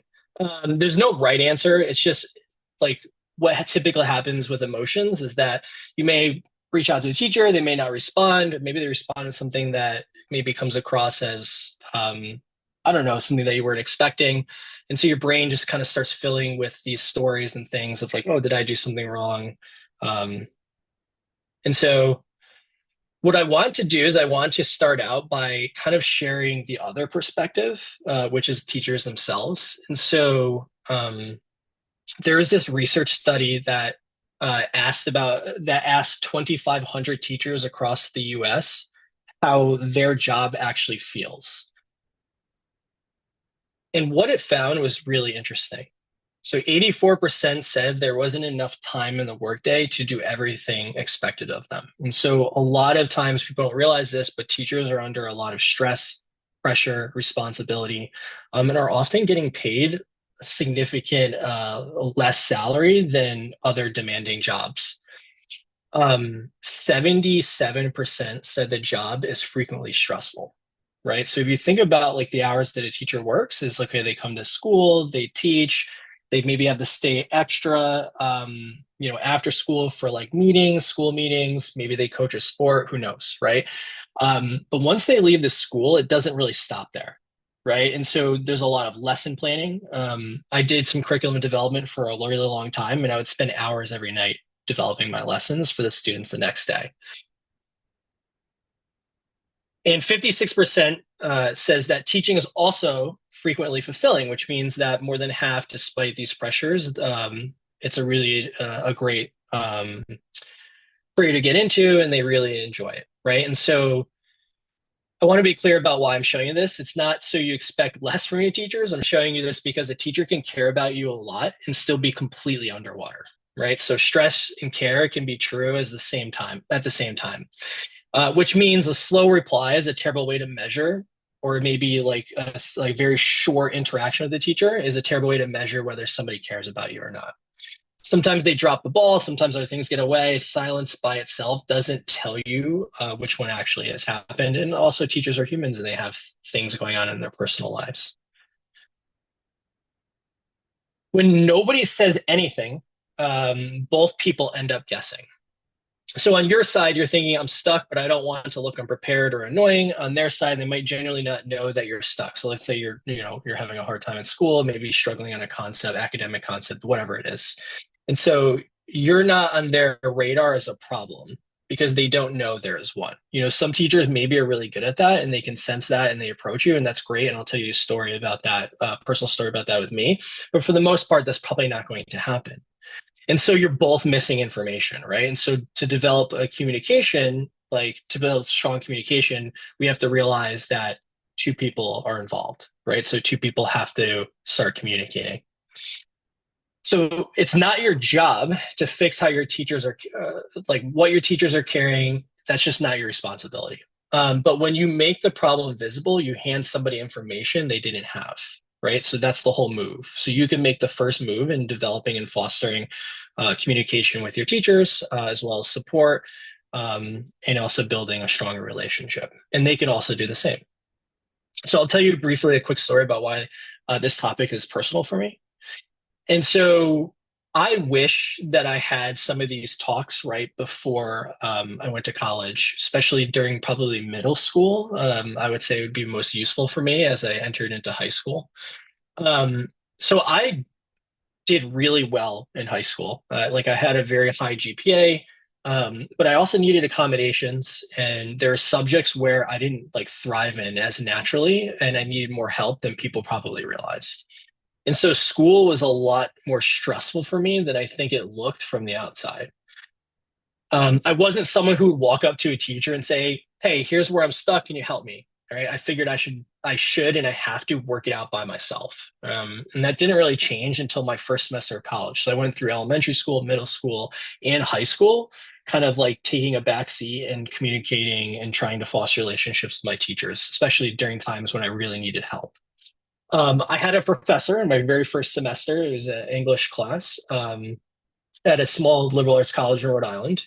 And she came up to me and I submitted a paper and I did really poorly on it. It was my first college paper ever. I won't tell you the grade, but it was bad. But I asked if I wanted, and she came up to me and asked if I wanted to meet with her throughout the semester to work on my writing. And so I didn't know what to say. I never had a teacher do that before. And I did. And those meetings really changed something. Meeting with my professor didn't mean I was bad at writing. It didn't mean I was failing. It didn't even necessarily mean I was struggling. It meant I wanted to get better, and I was using someone else's expertise to help me do that. And so in the first presentation, you heard that relationships can get better, right, with teachers when you are also, showing progress in your academics. And that is certainly true. And so because I wanted to get better and I was using someone else's expertise to help, things began to change. And so this is what I started doing. I started actually seeking out my other professors and trying to develop relationships with them. So I started going to office hours, right? And so typically in high school, middle school, you don't have office hours, but you do have more accessibility to your teachers. Not because something was wrong, like I wasn't going to office hours because maybe I needed help. I actually started going there because I was allowed to go, right? I could ask anything. So if I needed a quick clarification, I would go. Maybe I would ask for advice, whatever it was. And they began to develop like a relationship with me. They understood my name and like all of that, right? And in college, it's a little different from high school, is that sometimes like professors actually don't really get to know their students that well.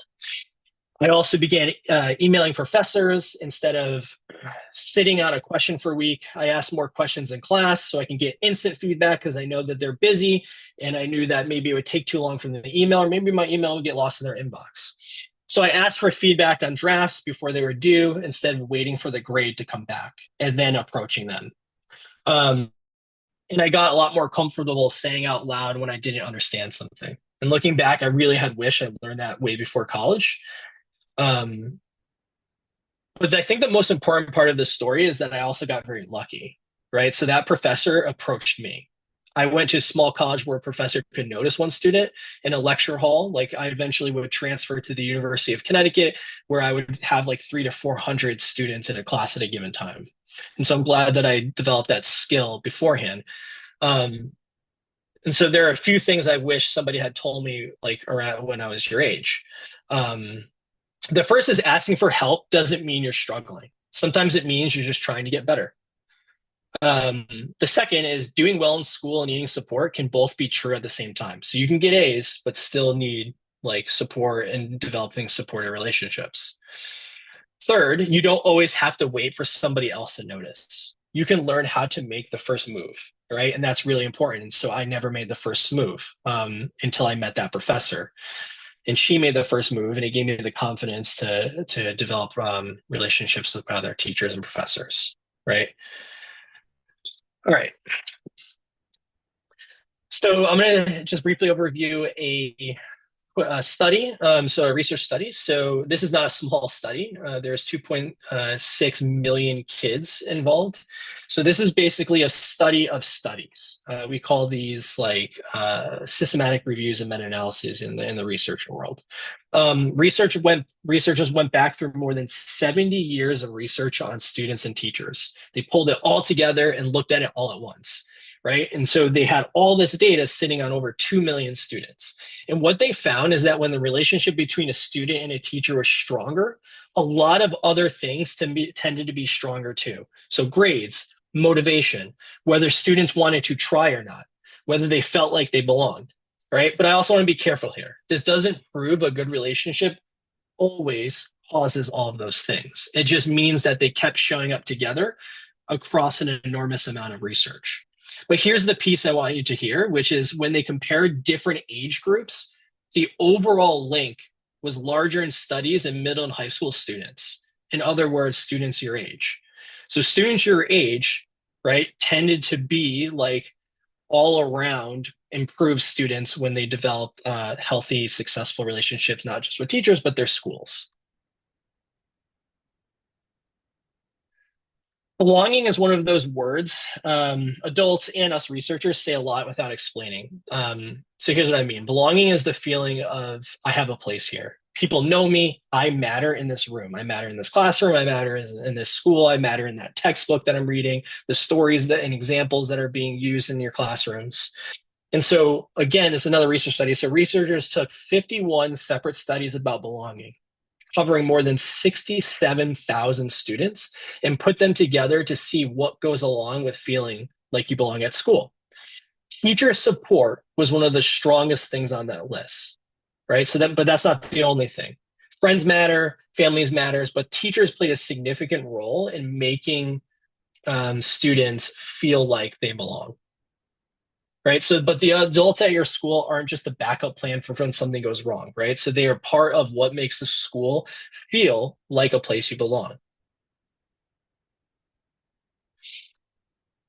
And so this doesn't stop mattering in June or May, whenever your school year ends. Right. This doesn't stop. So researchers followed about 14,000 teenagers and checked back years later when they were adults.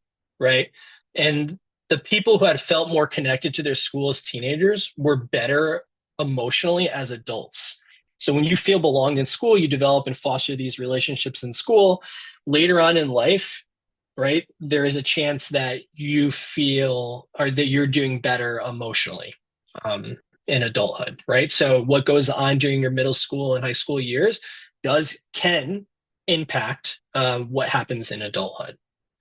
That doesn't necessarily mean connectedness caused it. It just means that it went along. So I don't want to say like if you feel closer to people at school and you feel like you belong, you're definitely going to be emotionally better off as an adult. That's not necessarily true. There's a lot of other factors, but there is a relationship there.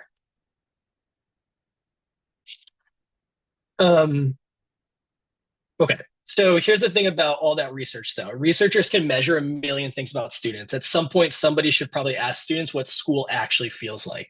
And some research did. In this study, they gathered 27 separate studies where middle and high schoolers described their own experience of school. A lot of those students had disabilities or possibly learned differently. They had learning differences. Then they looked for what came up over and over again. So they want to see themes and patterns. And so supportive relationships kept coming up. So did teachers who believed in them and classes taught in a way that worked for them. But I don't want you to just necessarily take my word for it or like what these research studies have said. I can actually tell you about what some students. So I work with a group of high school students now at Yale, and we're moving this project onto the University of Massachusetts at Amherst. And we have a national advisory board where high schoolers can join, and they get paid for their time. They get $500 a year, and they contribute to our research agenda. So they are advising me and my colleagues of how we should be researching school experiences, what we should consider, right? And we really get youth and student voice in it. All right, and so here's one of these situations about how these students are remembering how teachers respond. And this is their exact words. One of our members, advisory board members, said, I had a lot of assessments this month, and on more than one occasion, a teacher has forgotten to give me proper testing accommodations. And so here's what they did about it. And that's really my favorite part about all of this is in response to this, this member said, I gave them gentle reminders. Based on my experience, 99 times out of 100, this is not done out of ill intent, but out of forgetfulness. So they understood that teachers are going through a lot. They're under a lot of pressure. And so they took the first move. They're not assuming they're assuming the teacher forgot, not that the teacher doesn't care, and then they actually do something about it, which is giving them or nudging them gently and say, hey, you forgot about this. Now, here's the same student, same piece of writing describing a different teacher and the same need, right? Still their own words.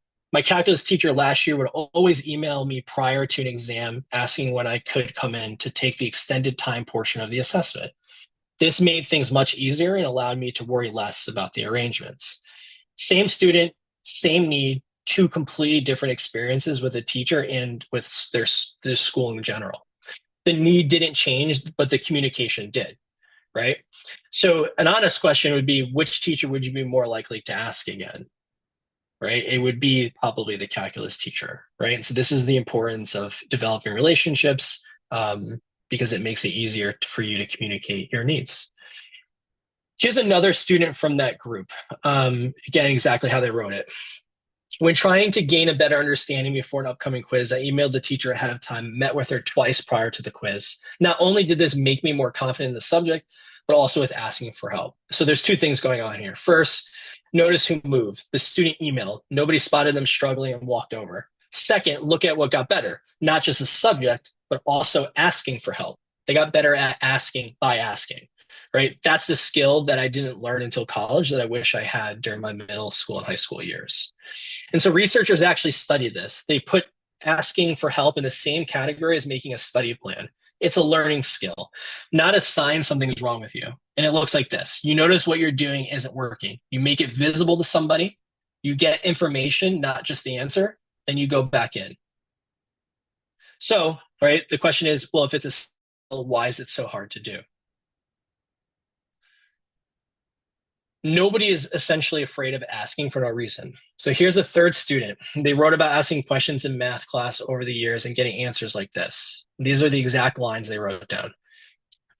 They had teachers say, "We went over this already. You should know this. You must not have been paying attention when I explained this." And then they wrote what that did. "This made me feel embarrassed and less likely to ask questions, even though asking help makes me learn and stay engaged." So let's sit with that. They knew asking helped them, but they stopped anyway. So when adults tell you just to go ask for help, we're skipping something, right? Students aren't afraid for no reason. They've learned that asking can feel risky. And to be fair, sometimes it is a real risk. Maybe somebody laughed at your question. I'm not going to stand here and tell you that's imaginary, because that does happen, right? There's a study I think about here. Researchers surveyed 443 fifth graders. Students were more focused on proving they were smart compared with other people, or on social status, were more likely to avoid asking for help. Students who were more focused on developing their ability were less likely to avoid asking. That's an association. So here's what I take from it. The risk is real, but you still get some say in what you're aiming at. And you're trying to look like you already know everything, or you're trying to get better. That's the question you have to ask yourself. That doesn't make the embarrassment disappear. It just changes what you're measuring yourself against. All right, so here's something I wish more students knew. You don't need one perfect adult who completely gets you. You just need a network, a teacher, a counselor, a coach, a librarian, a club advisor, whatever it is. And a good relationship with a teacher doesn't mean becoming friends with them or telling them your whole life story. It just means you know how to work together and they have a better sense of who you are as a learner. Not every school has all of these roles, so it isn't necessarily a checklist of what you're supposed to have. So here's what I want you to do for about 10 seconds, right? Can you name one adult at your school you trust enough to try asking something of? Does anybody have like an adult at school where they're like, I trust this person, if I need help with something, I can ask?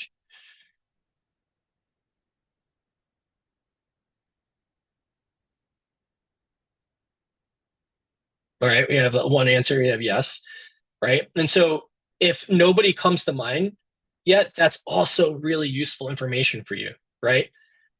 Because you need to start by noticing which adults seem easiest to approach. Now, where does that actually happen? Help usually has a time and place, and most students never find out what it is at their school. After class, before class, if your school offers office hours or study halls, an extra help period, tutoring, you can go to your counselor or advisor. If you have a learning center, it's more in college, you can, or you can just email. Not every school has all of that, so ask which one exists at yours. But here's it, right? This might be the most useful sentence in the whole talk, right? So what's the best way to ask you for help? You ask a teacher that one question, because every teacher answers it differently. One wants you to stay after class, one never checks emails, one has a free period on Tuesdays that nobody knows about. You can't guess this, you don't have to. You can just ask once early when you don't even need anything yet. Which brings me to timing. So the best time to build a relationship with somebody is before everything is on fire. It's easier to build a relationship before you urgently need something. So here's what building it early looks like. Say hi. Use their name, Mr. and Mrs. So-and-so. Ask one real question, not what's the answer. Something more like, I don't get why we do this step, right?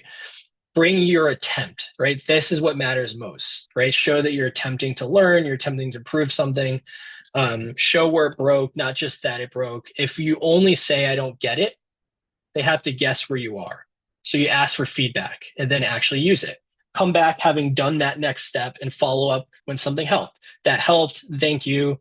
Just very simple words, like 4 words, that helped and thank you. So one more thing, adults tell you to communicate professionally, which sounds intimidating. Professional doesn't mean sounding fancy. It just means being respectful, clear, and specific, right? You want to be respectful. You want to be very clear on what you're saying. And you want to be very specific, right? Because like teachers and your other supportive resources at your school can't really read your mind.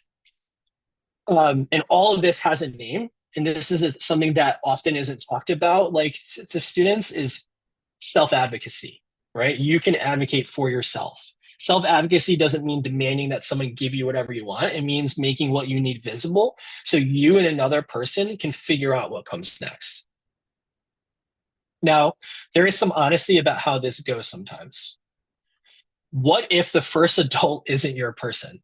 I've had this experience so many times. Like I'll go to like a boss or a manager and whoever it is and ask like for help or for clarifying, and they're just not friendly or helpful at all. So I'm not going to pretend every adult responds perfectly because they absolutely don't, especially on a given day. You don't know, maybe there is a death in the family, maybe there's something going on at home, maybe they're overwhelmed with classroom prep. You just don't know.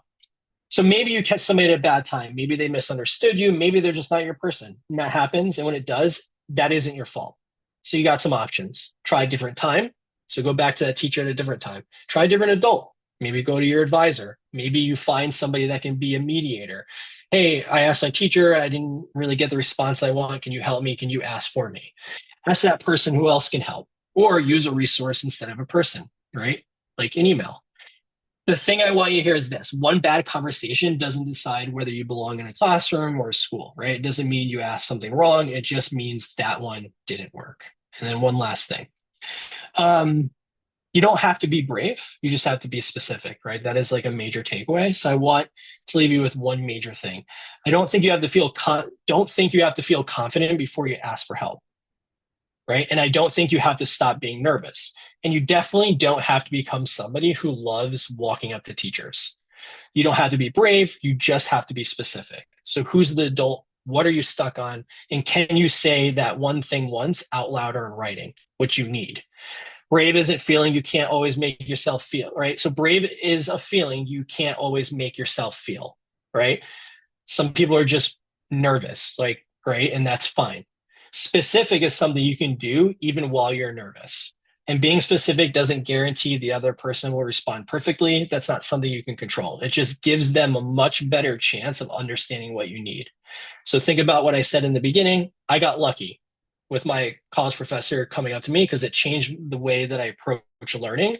And because of that experience, I am now at the Yale School of Medicine doing my postdoc. I had my PhD. Like, that story is very personal for me because it helped me connect better with my professors, with research, with academia, and it allowed me to grow as a person, both professionally, academically, and individually. And so I got lucky because somebody made that first move for me. So my hope is that you don't have to wait for that, and that you can feel the confidence, or at least have the tools to foster that communication and those relationships when needed. And that's it. Thank you. Thank you so much, Dr. McCarthy. So we've talked about why support systems matter, but knowing that we should communicate with our teachers is one thing. Actually knowing what to say can be a little bit harder. So for our final skill spotlight, we're going to practice exactly that.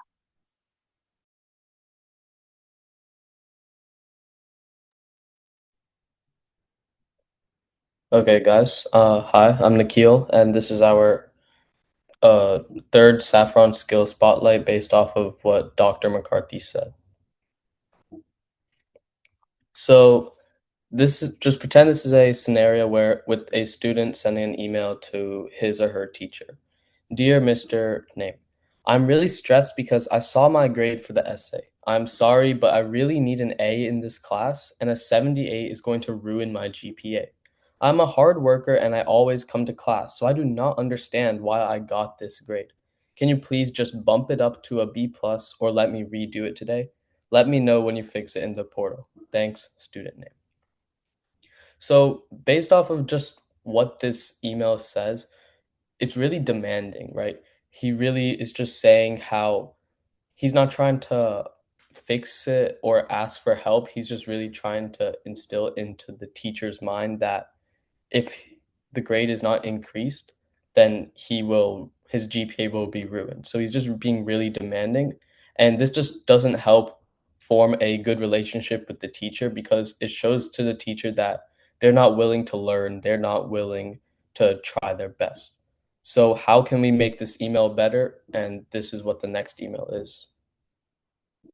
So this email isn't looking at the question in the exact way that the previous email was. When we look at the previous email here, We can see that he's basically demanding, like Nikhil said, to give him a better grade without any sort of improvement or without any sort of knowledge.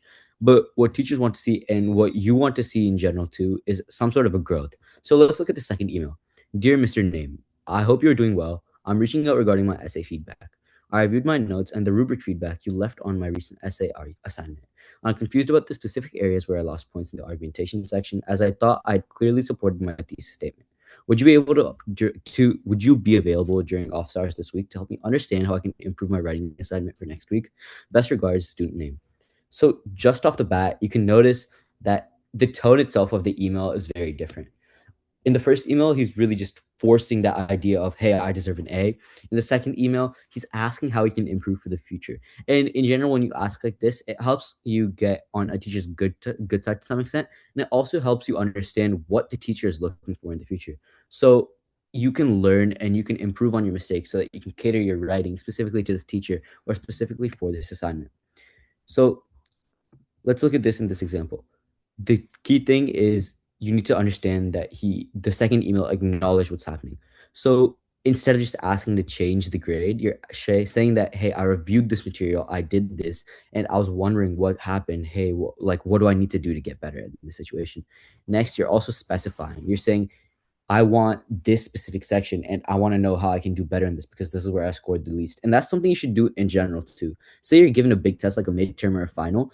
If you do really bad on one section of that test, or if you do bad in general, but one section specifically stands out to you, then you should want to review that one section more. Why? Because obviously you don't know as much in that section and you need to learn more to get yourself better in that sense. And in general, a tone of respect is always required when you're talking to teachers or anyone older than you in general, right? The first email is just basically demanding points, but the second email, it's asking for not a second chance, but a better understanding. So what this does is it helps you get set up for a better future, not just with this teacher, but a better future within the school. Right, and this follows the basic, what we call the ask framework, where, as Gautam mentioned, A means acknowledge, means that you know what you're doing wrong and you're trying to improve it. S means specify, actually specifying to the teacher, communicating with them about what you want to try to improve. And K is keeping it respectful, as they're your teachers, they're trying to help you learn, they're trying to see you do the best you can. So the least you can do is just be respectful to them because they also have a lot on their plate. I absolutely agree. And I would definitely say that this shows sign of a growth mindset, as our previous speakers have talked about. And with that, we've reached the final part of our workshop, which is our live Q&A. So we've talked about learning strategies, executive functioning, organization, and building relationships with the people who support us. And now we'd love to hear your questions, and feel free to ask any questions for a specific speaker. You can submit them through the chat, and they'll do the best they can to answer as many.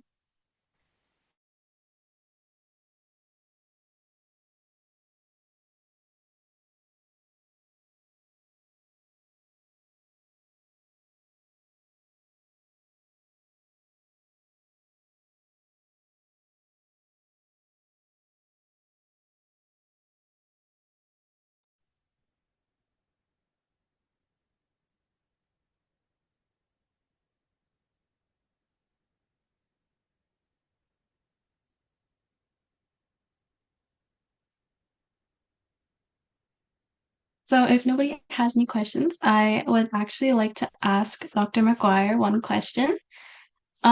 So if you only had 30 minutes to study for a test tomorrow, how would you recommend a student spend those 30 minutes? Okay, I probably would spend the first 5 figuring out what I was going to do the next time so that I wouldn't be left with just 30 minutes to study for a test the next day.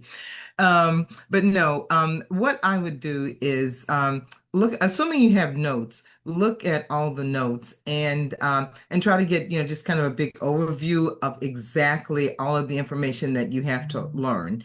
And so again, you're giving your brain that big picture of what it's got to master.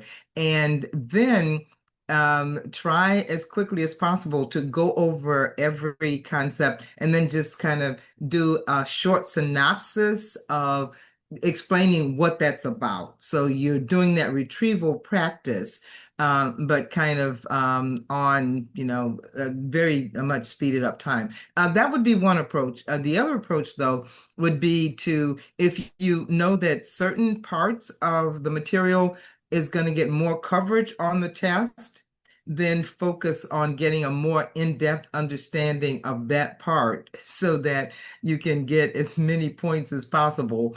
But again, 30 minutes to study for the whole test is that's kind of a losing situation to begin with. And yeah, so that might not be very helpful, but I think the most important thing is to figure out exactly how you can do more studying for the next test and hope that the professor drops the lowest test. That's I agree. That's a great answer.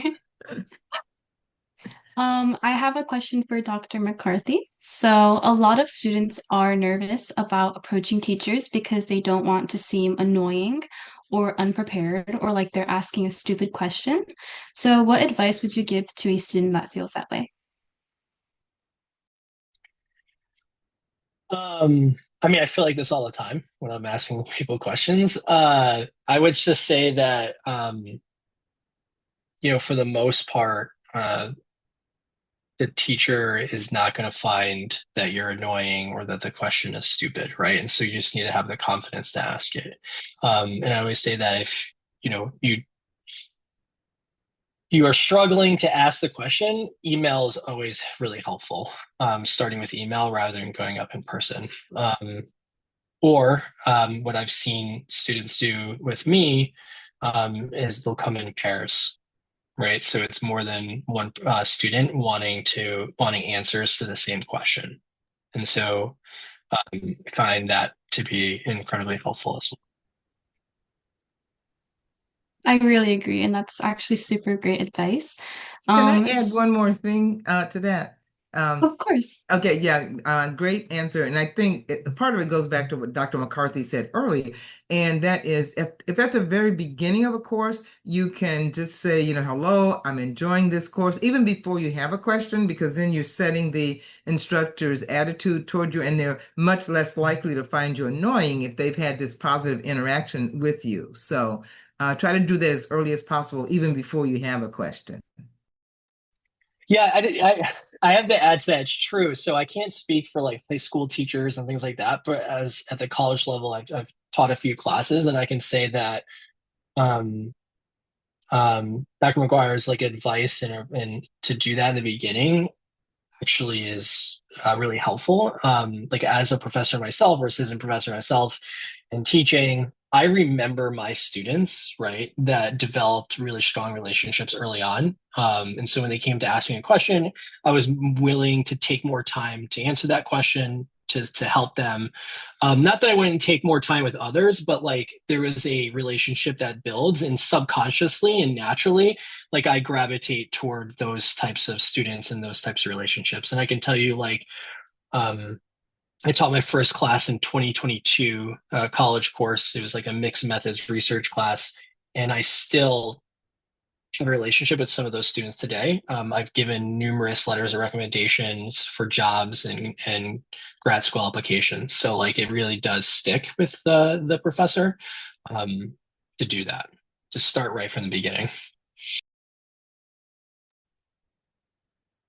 I definitely agree with what both of you said. Building relationships with teachers is seriously so important to academic careers. So now that we wrap up, I'll just turn it over to Arjun. All right. I just wanted to start off by saying like a huge thank you to Dr. McGuire, Dr. Dawson, and Dr. McCarthy for sharing all of your wisdom with us today and teaching us so much about how to be more successful in school and studying and all of these things. And we've covered a lot of different topics, but I'd say the three main takeaways would be first on learning, and that success isn't always about like staring at a textbook page for hours or highlighting an entire page in your notes. And then also on organization because motivation can come and go, but things where you have organized systems, those are the things that keep you moving, and also building realistic schedules that you can consistently apply and use every day. That's the key for organization. And then the third thing would be support. So asking for help is never a weakness, and it'll always help you no matter what you're doing in your school or career.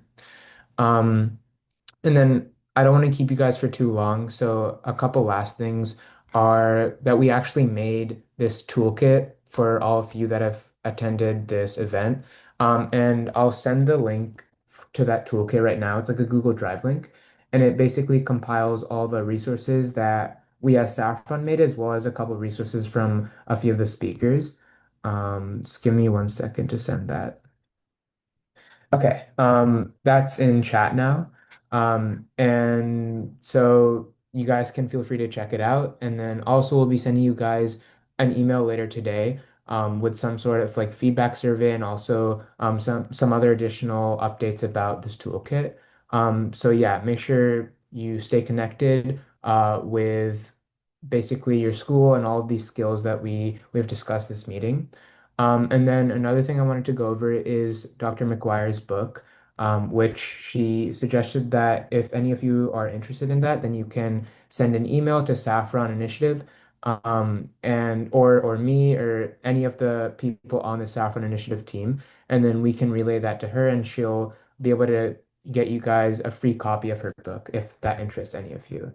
Um, and then I wanted to close by just mentioning that Saffron Initiative has a ton of these events coming up, and we're definitely going to be looking to planning a lot more similar events in the future as we get into the school year. So keep an eye out for those. And in the meantime, have a really great start to the academic school year, and hope you guys have a really great day. And thank you for joining again.